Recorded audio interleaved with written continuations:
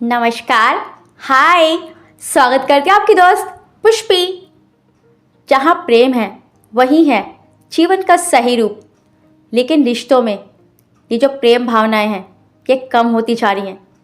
बस दिखावे पर ही रिश्ते चलते हैं और किसी की परवाह करना, देखभाल करना, इससे तो बचा ही जाता है, क्योंकि रिश्तों में दूरियां ज़्यादा आ गई हैं और जो प्रेम भावनाएं थी वो कहीं पीछे छूट गई।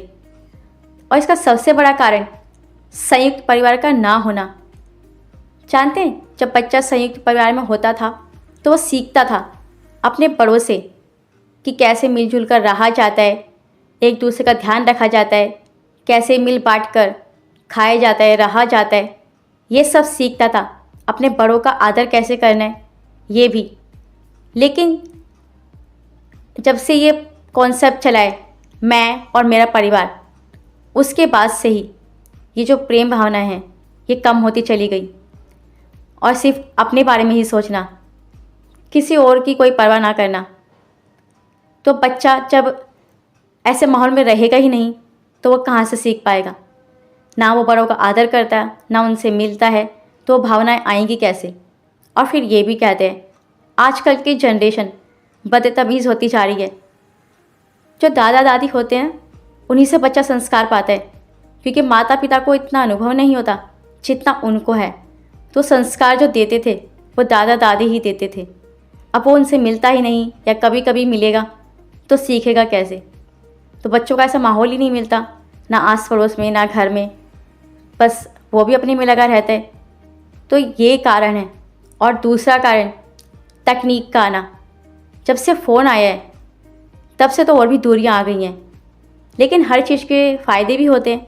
इसी फ़ोन ने जो दूरियां हैं उन्हें कम भी किया है। जो लोग दूर होते हैं उनसे हम जल्दी से जुड़ पाते हैं, बात कर पाते हैं। लेकिन जो पास के रिश्ते हैं उनसे मिलना ही नहीं हो पाता, बस फ़ोन से ही रिश्ते निभा लिए जाते हैं।